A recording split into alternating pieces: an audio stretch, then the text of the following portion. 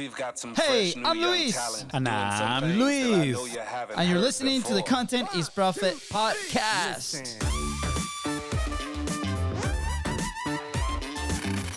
Very productive. Yeah, because I was in Disney for a couple of days last week. So, True. You I had did to- have I had to a make nice up- break. yeah, call that a break going to Disney with a 4-year-old and a 1-year-old. Anyways, welcome back, Fonzie. How we doing? Are we caffeinated? I'm caffeinated. I have some extra caffeine in here in case you see me. But I'm excited. It's going to be a fun episode. Yes. And a huge shout out to everybody that has been sending us messages through all the platforms on social media. This morning, we received this amazing message from somebody in Denmark. Denmark. Wow. Yes. And she's been inspired to publish, and it's been amazing. So keep sending those messages because it fuels the energy of the show, and it fuels us to continue to do and have these amazing conversations. So, Yeah. anyways, You read the message in our morning call with the team. everybody cried. I almost shed a tear. I was like, Tears up. wow, I this know. is so cool. I love when people comment back. Yeah. And lately, I feel like we've been receiving a lot of comments and talking to people that have been listening to the show. Yes. And it's great. And it's a great way to get feedback and listen and figure out what you can say next. How can you help him next? Absolutely. So if you're thinking about it, just send us a message. Send it over. It's good. All right. Anyways, I'm going to link, just so you guys know, at the description of the podcast, there's going to be a link in there that you tap it and it's going to take you straight into a chat with us on Facebook Messenger. And then you can ask whatever you want. It is us behind the keyboard, right? So you're going to have direct access to us. We can chat and whatever questions you may have or however way you need help with, we can hopefully provide it for you. I know. All right. So I think we're ready. We have an amazing guest. We've been trying to get her on the podcast for like months, and she's like, "No, Luis, you guys are not too good for me." No, I'm kidding. But we have been trying to coordinate this, and I'm so excited to finally bring her onto the platform and for all the teachings and all the things that are just going to be obviously things that you can apply today in your business and your life, and it's going to be amazing. So, anyways, without further ado, here we go.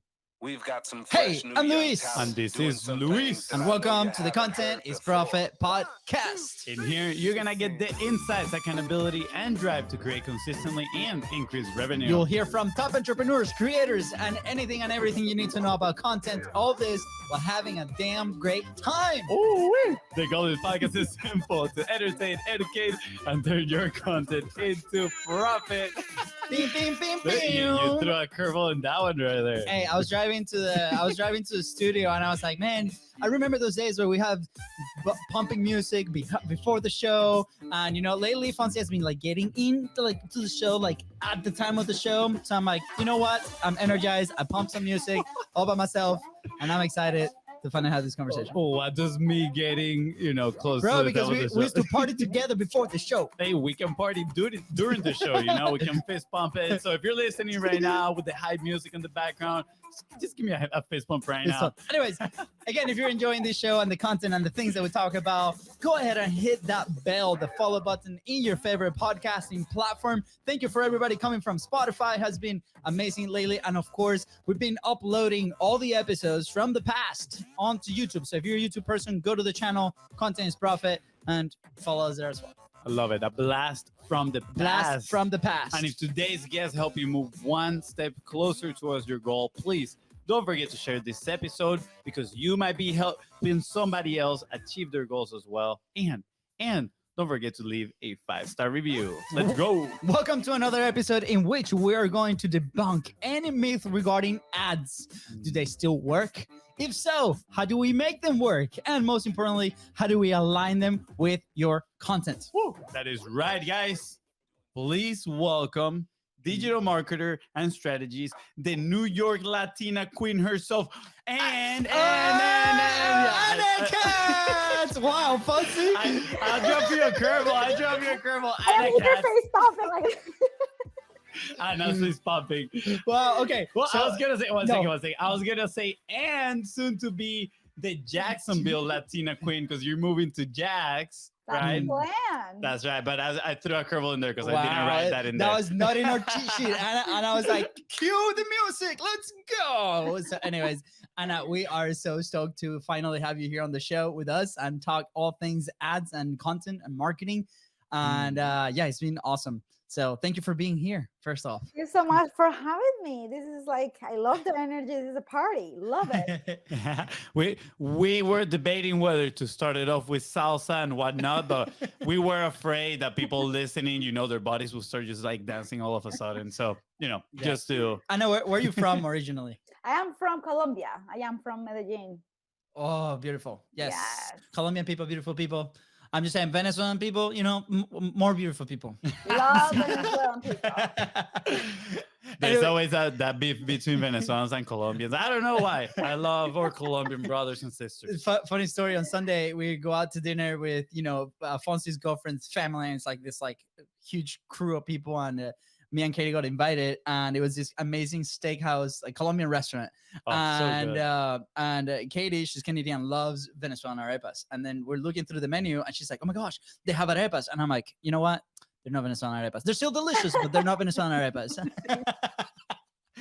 So for those listening, if you try an arepa, it's either Let from us know. Colombia. Yeah. I like your sweet corn arepas better than ours. Oh, They're called my. cachapas, right?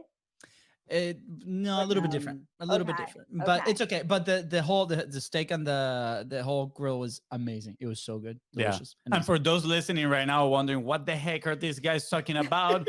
Does this even has to do anything with marketing? Well, first, to do good marketing, you need to have a full belly, so you can have a happy heart and be able to think properly. So go and get yourself some Venezuelan and Colombian food. But that being said, Ana, I do want to dive a little bit into your story, right? So the listener can get to know you. Mm-hmm. But before that, I want to hook them, right? I want them to understand the value of ads in their business. Because honestly, all the big fishes, big businesses, people that you see consistently, one of the things they preach the most is running ads and, having their funnels working and all that. So let's start with maybe one tip. What is one thing that you can tell to the listener about running ads that they need to take into consideration if they are, willing to give this a try? Okay. So my first tip, if somebody is, are we talking about somebody who's just starting their business or somebody who's more ahead of the game? And let's do one for both. Okay.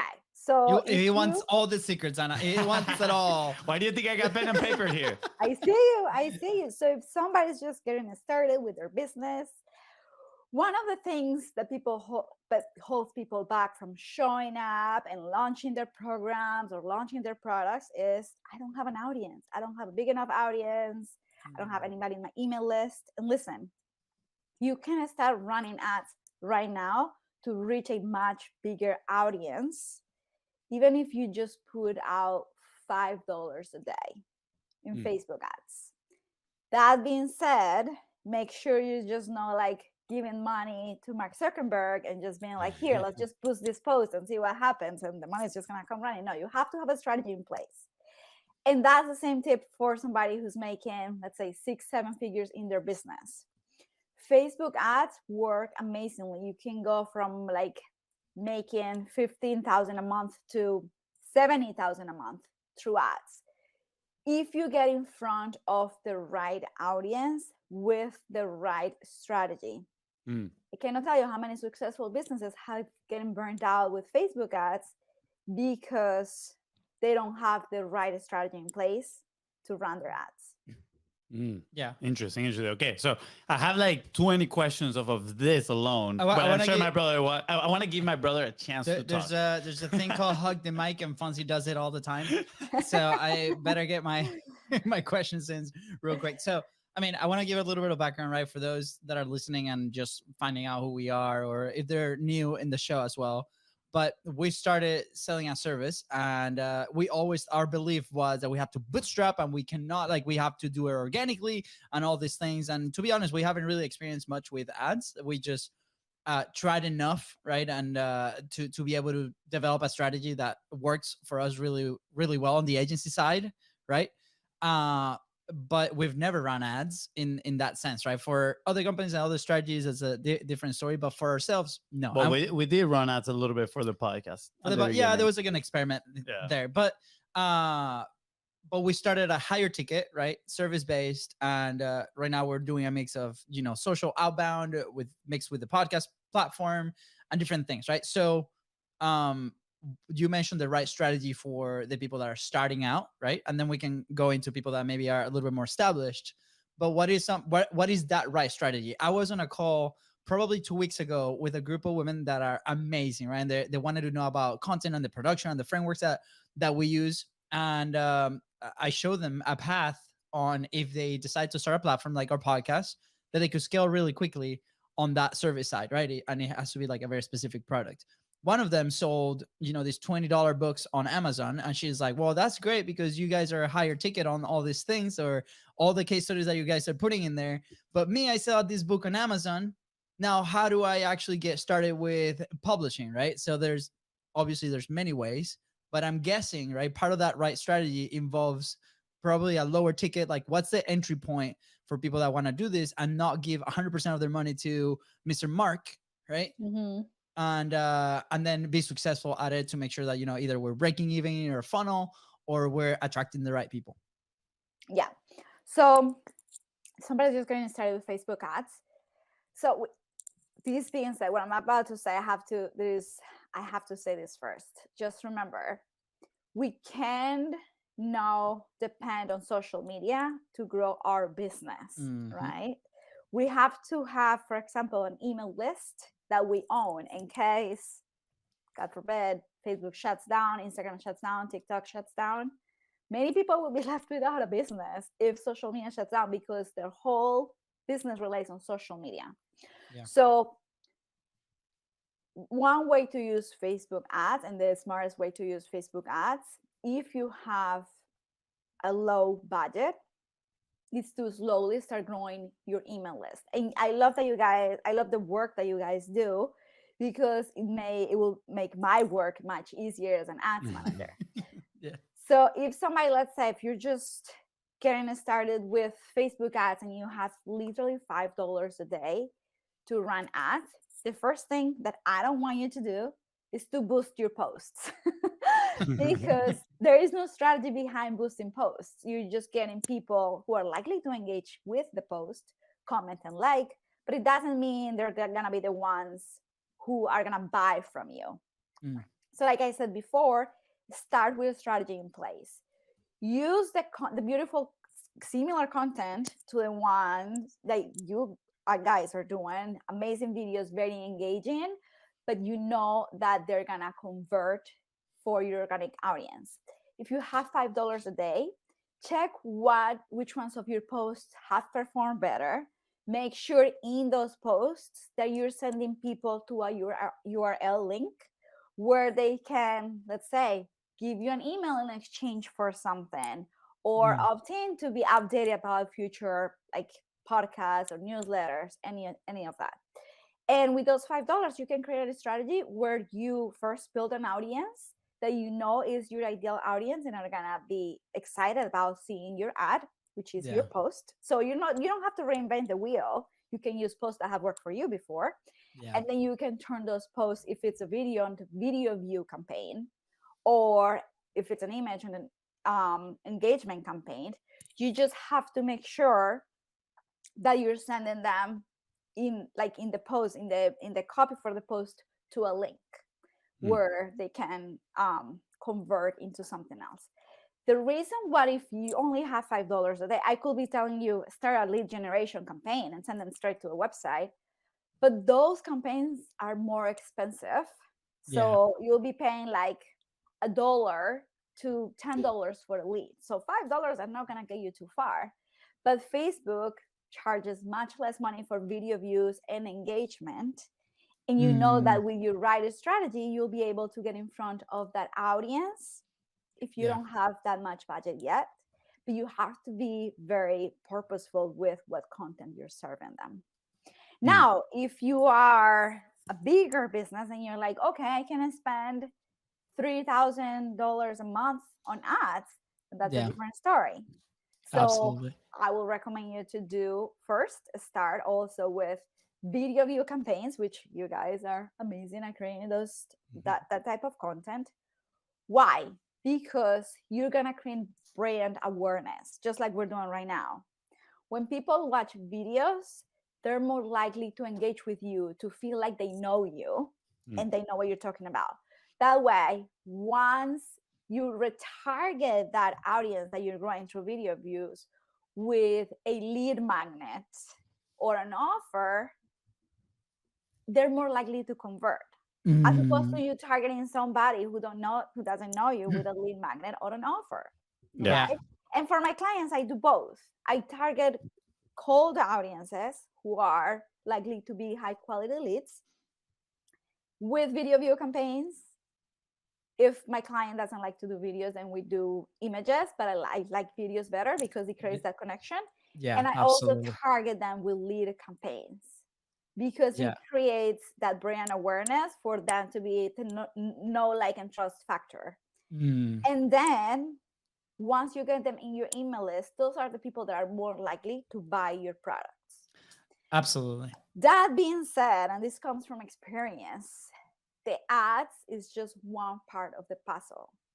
You have to be creating content that talks to your ideal audience. You have to be creating a lead magnet that is going to attract high quality leads, because you might have the right strategy for the ads, but if your content is not in alignment with the people that are going to convert, you could be getting very low cost leads, but that are also low quality leads that will never buy your service. Yeah. I think that's very important. I think that that last part is key because people think just people in the pipeline means people that are going to buy, but not necessarily, right? Like you need to qualify those leads. You need to have people that, kind of like hit all those requirements of your perfect buyer. And I love how you put this, the process, right? Breaking it down of like, yeah, you get somebody into your email list and then eventually they're going to buy, etc. But at first you need to, show up on their feed, warm them up, etc. Right? Like you have multiple steps here. And I always go back. And I think it's because, it was the first person I learned it from, but actually Amanda Holmes, she talks about this all the time. But I remember a while back an ad from Frank Kern, right? And Frank Kern, for those that don't know, he's like a legendary marketer, and he's actually huge on ads. He run a lot of ads, and I remember one time he has this like kind of like mint caramels candies, Yeah. and he grabbed like a handful and dropped it on the table and said, "This is the people that are ready to buy from you today." And then he went and he grabbed like two handfuls and put it right next to it. And he's like, "These are the people that are ready to buy from you in 3 months." And then he grabbed like the whole thing and dump it. And he's like, "And these are the people that are ready to buy from you on 6 months on or a year." Yeah. Right. So he's like, you need to obviously find the ones that they want to buy right now. Those are your hot leads. But then at the same time, you got to be nurturing these other ones, right? And I think what you're talking about talks to that because, again, the people that are engaging with you, that are watching your content, when you're retargeting them, they are a warmer lead and they're probably closer to purchasing your services and products than somebody that might not have ever seen you. So I think balancing both, it's extremely important, right? Trying to find those people that are 6-12 months ahead and then kind of like bring them down that timeline of purchasing from you. And then at the same time, finding the people that are closer to buying by retargeting, right? Now, as I'm saying this, I'm like overwhelming myself too. I'm like, wow, this is a process, right? Like this probably takes resources. Yes, like you said, you can start with $5 a day, but probably, let's be honest, like you might see some limited results in here. So what would be maybe for somebody that don't have those deeper pockets? I'm curious on actually I'm more curious to know like what is the amount that you recommend people to start with that they feel comfortable with investing. And I say investing because I believe in a way ads is risky too, right? Like there is a possibility that you might lose your money. And correct me if I'm wrong, right? But like, what is that amount that people can say, like, I'm confident on investing this and start that machine. Like I want to run this machine and potentially start getting new leads and filling up my email list? So, Fonzie, that's a great question. And I'm going to start with saying this. When you run ads, they will work no matter what. Ads will always work. Mm. It's just a matter of testing. Mm. Testing, and testing a little more. And when things Nice. work, you gotta keep testing because you gotta keep optimizing. Yep. But many people approach Facebook ads with, let me do 1 month of ads and let me see if it works. And if it doesn't, then I'll Mm. just pause them. And that's where the investment goes wrong. That's Yeah. where they waste their money. Mm. Because Facebook ads is not like a short-term term game. It's a Yeah. Yeah. long-term game. You gotta have a plan. So you're gonna be like, for the next 6 months, I'm gonna have $20 a day that I'm gonna give to Facebook. That's like, let's say, $1,000 a month. Yeah. Or what's $20 a day? Like That's let's $600 say a 20, month. 200. That's like $600 a month. $600 a month. So every month I'm gonna be consistent, no matter what. I'm gonna reserve $600 a month towards Mhm. Facebook ads. And I would recommend to start, like, if you're like low budget, I would recommend to start with $20 a day, $5 to video view campaigns, $15 to a lead generating campaign, where you are gonna keep those emails. Yeah. Yeah. I can't tell you how much. I just did a launch for a client, and the leads that we were getting from the lead magnet was like $1 to $2, and I was expecting $5 for their webinar. We were getting $13 leads for their webinar. I kept trying. Can I tell you how much test I had to do to bring them down to $8 and $7 leads? Yeah. Wow. So first I started with the images, then I started with the copy, then I started with the headline, and then I got to a point where I couldn't obviously keep spending the money on testing. I said $7 lead, we have to do it. Yeah. And then scale from there.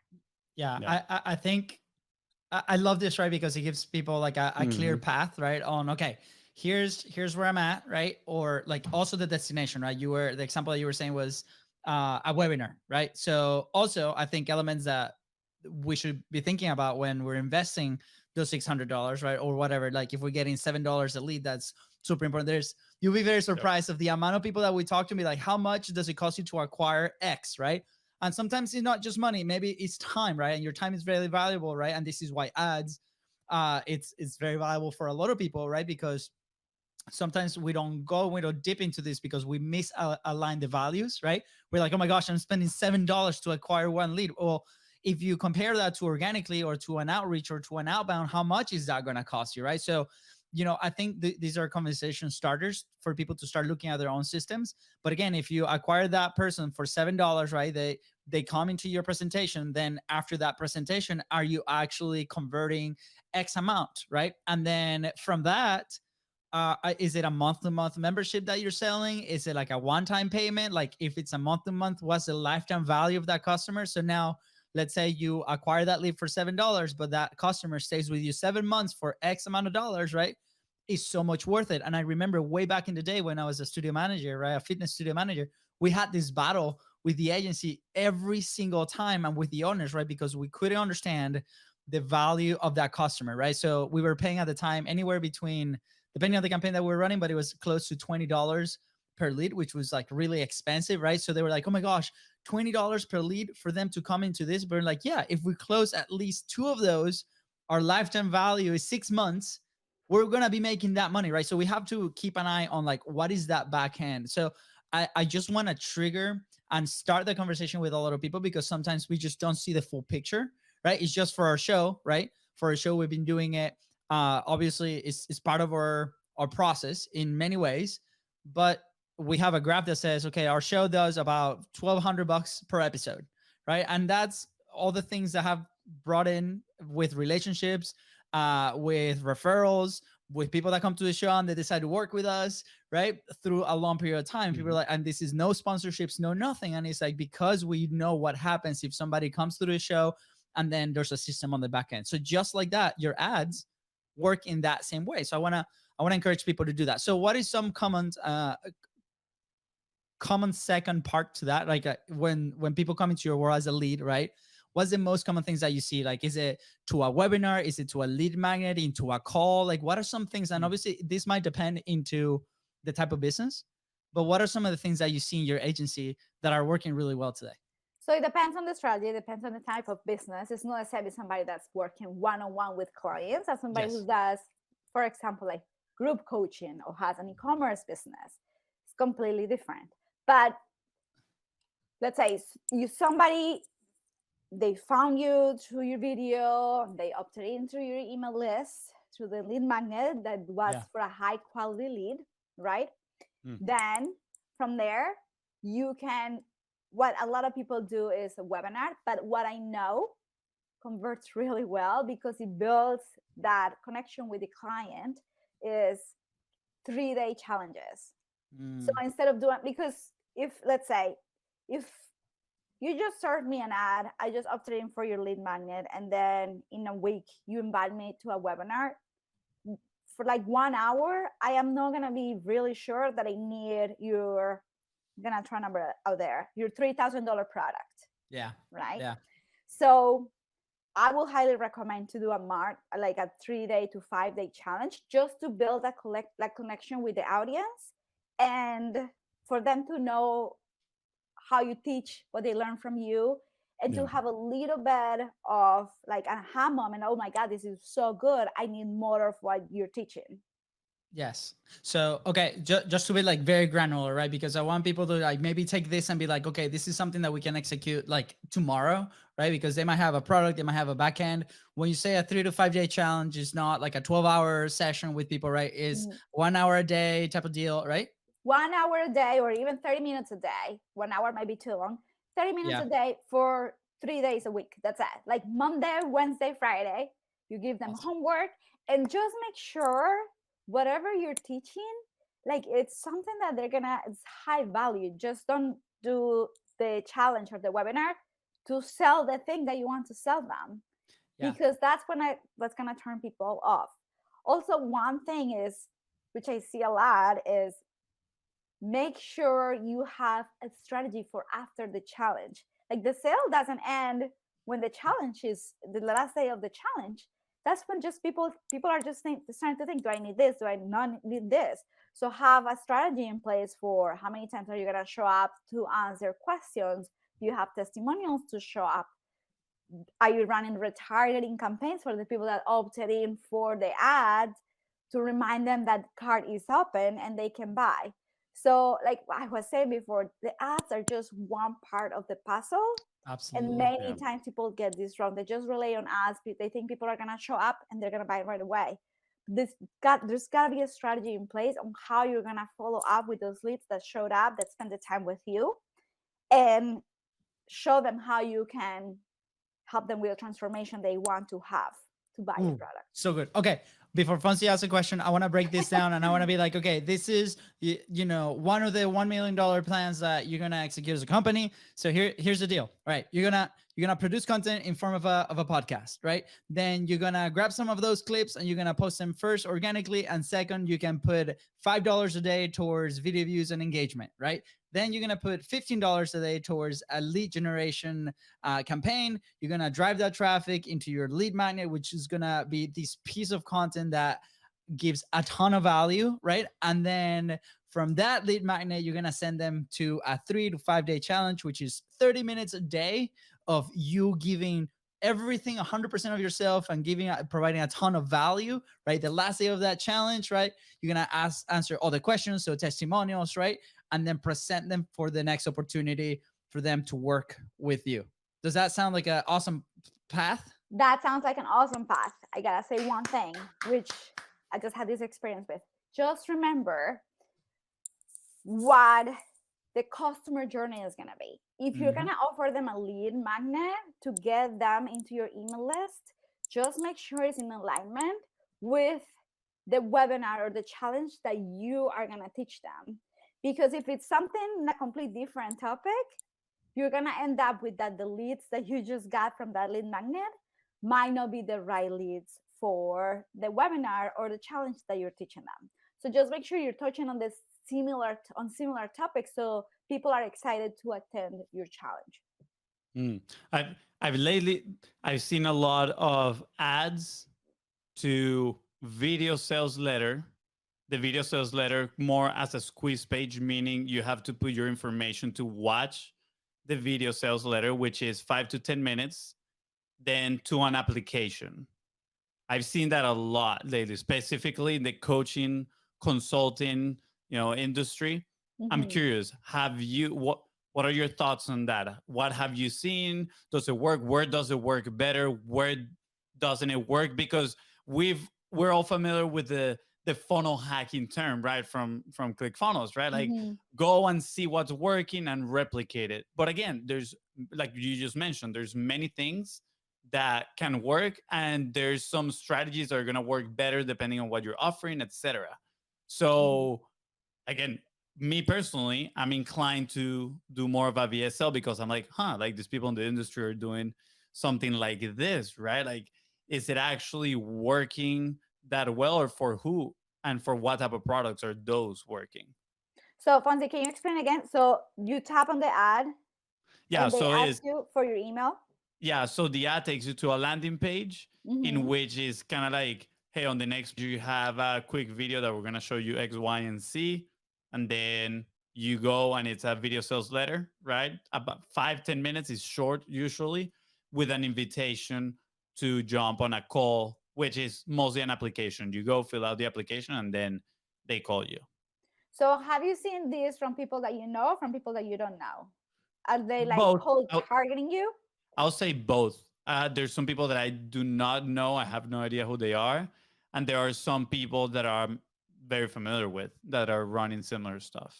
Okay. So this is what, and this is to invite you to like jump on a call with them one-on-one. Yeah, I'm guessing with their sales team, not with them personally. Okay. Okay. Yeah. So I personally don't have experience with it, but it might, like, it's all about testing. And Yeah. again, it I like that. depends on the type of business that you are having. So Yep. if you do group coaching, are you gonna invite people to jump on sales calls with you or with your team?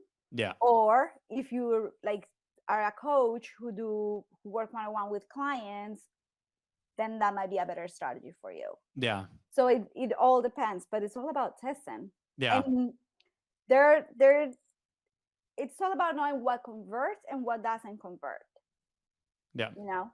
I like the fact that you make so much emphasis on testing and it not being a short vision type of deal, but it's more of a long-term game, because that's exactly what we say to our clients with content. It's like, hey, look, if you're here to push content for 2 months and then give up, like, you better not be here, right? Because Yeah. this is a long-term game. Like the people that you see that are successful, they have been committed to publishing for a very long time. And the more we do it, the more I lean into that testing that you're talking about, right? It's like, it's about putting information out there, seeing how people are receiving it, and then distinguishing between the signal and the noise. What is the good information that you can take in, right? Reflect on it, and then take action on your stuff again, right? Improve it, put it out into the world. And that's just a consistent cycle. Now, for somebody that is thinking, whoa, but my content, my ads, they all have a lot of elements, right? They have headlines, the content itself, the copy. Like, how do I start testing now that we are in the land of redoing these things? Like, how do I start testing things? Do I test one thing at a time? Do I do an A/B test, or how Seth Godin put it once? Do I do an A to Z test? And they're two totally completely different things rather than just changing the headline, right? Like, what is your approach? So it's funny because my approach has changed a lot since the iOS 14 update. Before, I used to do image, headline, copy. It will be just one ad, and then another completely different image, headline, copy. It just be one ad, and then let Facebook optimize for me. Mm.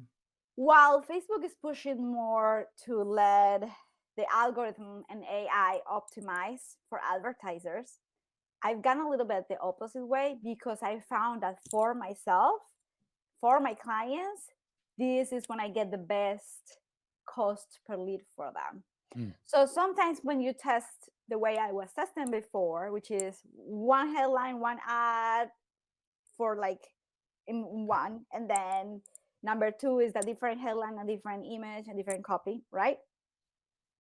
When you have, let's say, three different ads and let the algorithm test, you'll find that they optimize very quickly, and many times they will show only one of the ads. So you're not sure if the other ones that you placed work or not, because Facebook didn't give budget to those.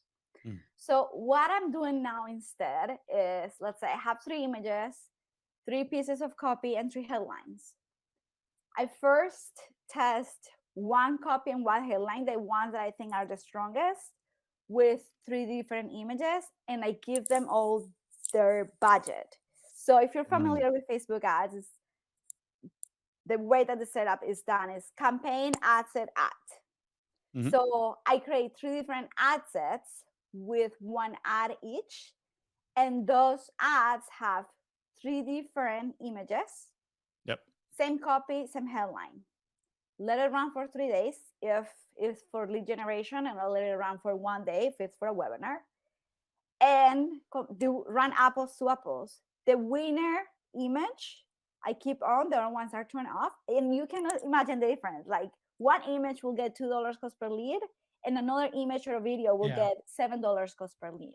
Yeah, turn that thing off quickly. Yeah. So after I have the best image or the best asset, if it's a video, then I go on and test the 3 different types of copy that I had.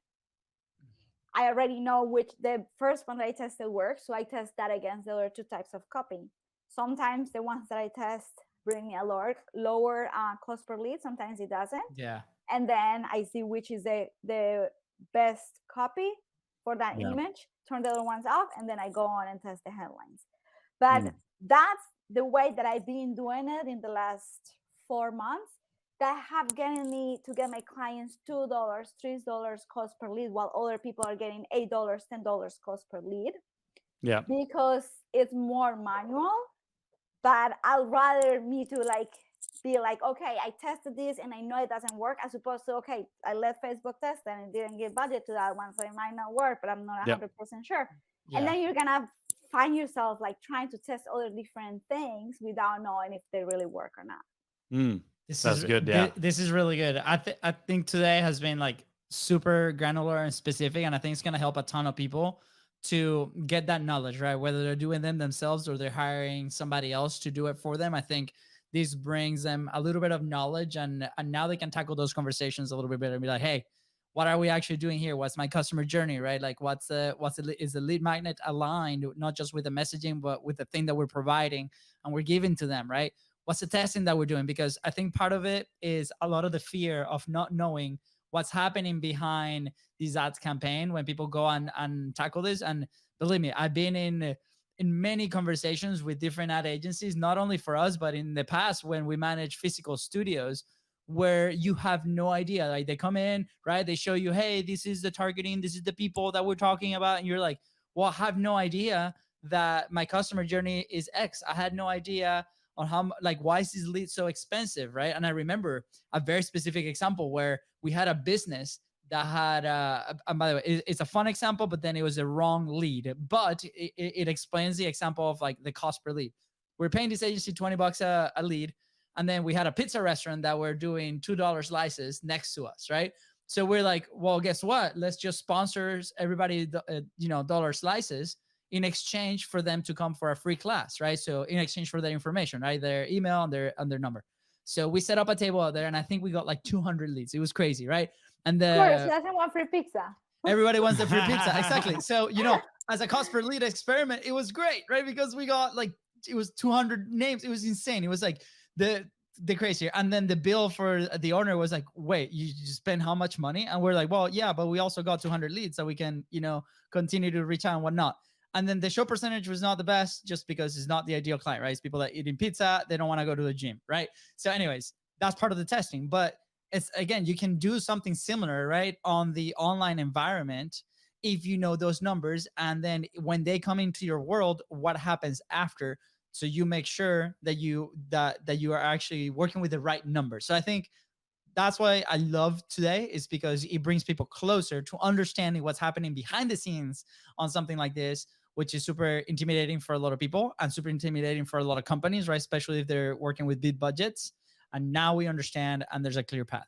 So I'm curious on. Sorry, Anna, you were gonna say something. I'll ask my question after. So one thing to touch on what Luis is saying is it's very important if you have an ads agency or if you're managing the ads yourself, the data, it's the map that you need to use to get you to where you want to be. If you don't know your key performance indicators or your KPIs, how are you going to know if you're going to lose good cost per lead or a not so good cost per lead? yeah, Or if the quality of your leads are good? Because let's say your average, you know that your average cost per lead is $7. You get really good quality cost per lead that are gonna go and show up to the gym. Let's say that's the business you're advertising, right? And then all of a sudden you start getting $1 cost per lead, and you're like, oh, this is a really good cost per lead. It might be that the campaign that you're putting out is not the right campaign for those leads, for the high quality leads. But how will you have known that if you didn't know that the good quality leads come at $7 cost per lead? So that's one like really good suggestion that I have. Every week, monitor your campaigns until you know your data. You know, okay, the leads that I got this time are really, really good, and they came at $3 cost per lead. So my goal is to get them a little bit cheaper for the same quality. Or I don't know what happened. I cannot tell you how many clients are like, oh, we have like much less leads coming in. What happened? But they don't know what cost per lead is. They don't know the link click-through rate. Like they don't know the data, especially my coaching clients. So one thing is monitor, have a report where you're like, okay, this week, every Wednesday, this is my cost per lead for last week. This is the cost per lead right now. And when you have, let's say, 4 weeks of data, that average number is your cost per lead. So at least you have like a guide on like where you're going and where you want to be. Yeah. I think it's very interesting. The other day I was reading something about kind of like setting up targets, right? Like what is the right target that you want to set? And it took me back to some conversations that we've had with previous clients, right? That when we're onboarding them, it's like, okay, what is the goal? What is the objective that we're working towards, right? And earlier on, I will say maybe I was a little too naive in this sense that they were like, we want to get up to, let's say, 10,000 followers. That was their goal, right? And I'm doing air quotes in here just for the sake of the example. But at the moment, they only had, let's say, 1,000, right? And I was like, okay, cool. Like, we know we're going to be working for that goal. All right, awesome.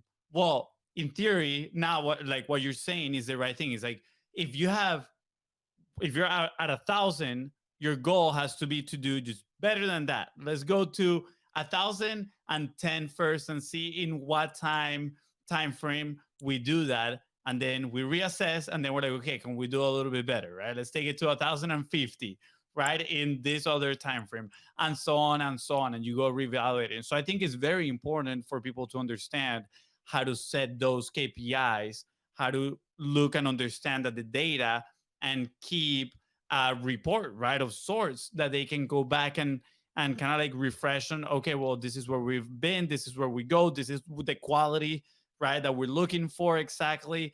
But I think a lot of people are just throwing objectives up in the air, right? They're like, I want $2 per lead. Okay, where did you get that number from? Right? Like, did you saw it in somebody else's Facebook post? Cool. But like that doesn't apply at all to your business, right? Like my brother said, they were getting $20 a lead. Okay, the next objective is, can we lower it to 19, right? And then to 18, if that helps, right? But I remember too, when we started helping them, it's like, okay, can we get them at $5 just organically with content? And we're only gonna post once a week. Again, maybe we were a little bit naive at the moment and a little bit in need of the business that we were like, No, but the We'll try to do it. We got this. I mean, you know. yeah, I mean, obviously this happened like 5 years ago, but again, Yeah.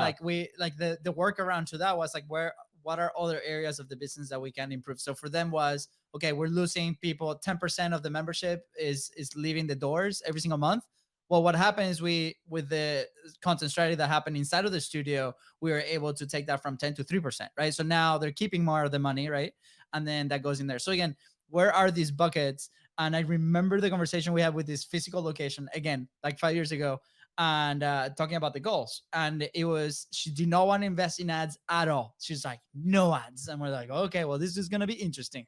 So we ended up doing a giveaway campaign with 3 emails and 6 different partners, like other businesses around them.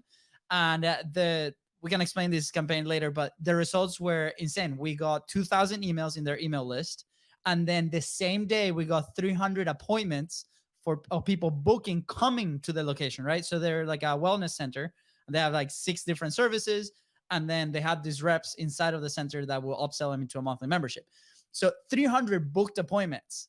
And through the initial funnel that we set up, they were able to charge, I think it was $1,200 that they were able to like collect before the people came into the appointment, right? So it was 2,000 emails, $1,200 like without any ads that they sold through like the traffic that was coming through, and then 300 people that booked their appointment for like that week.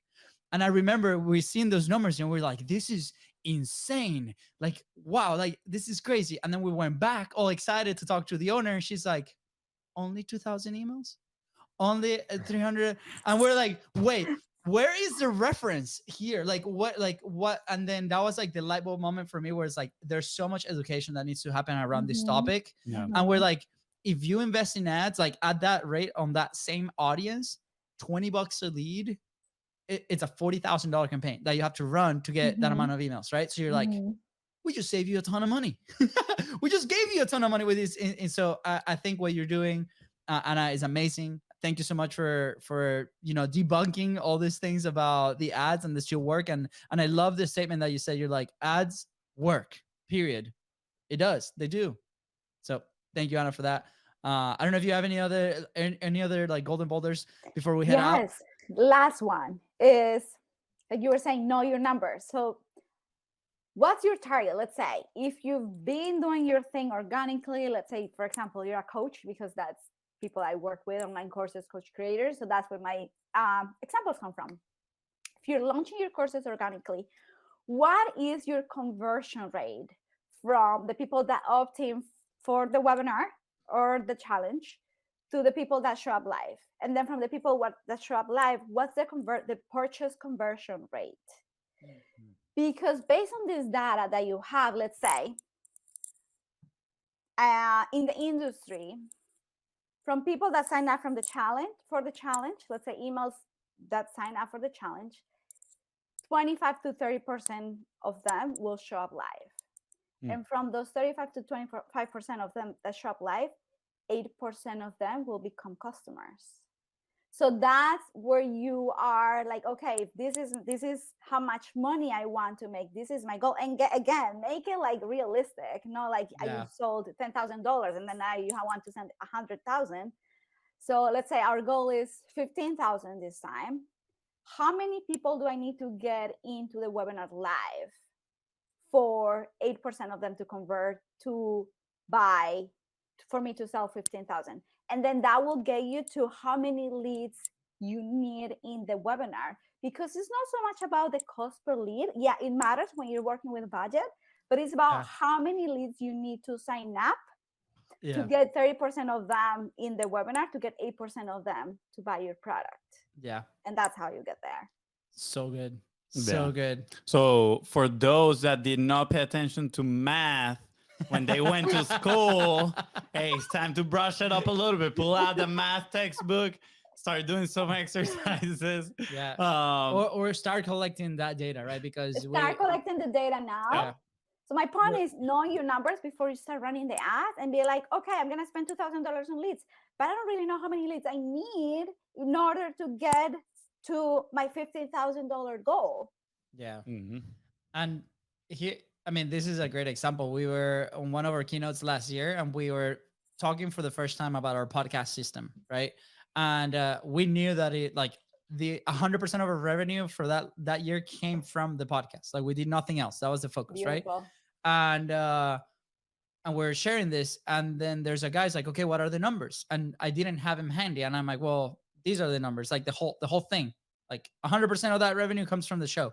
But then it triggers something where like, okay, let's look at data. Like for the first like 100 episodes of the podcast, who's related, like what are the, what's the relationship between the people that are involved in Content is Profit to the revenue of that year. And we were able to do a breakdown. An example of that is like out of 100 guests, right, 75% of those said yes to a demo, and then 25% of those said yes to working with us. That's so and cool. and you're like, wow. And then you compare that to other methods, right?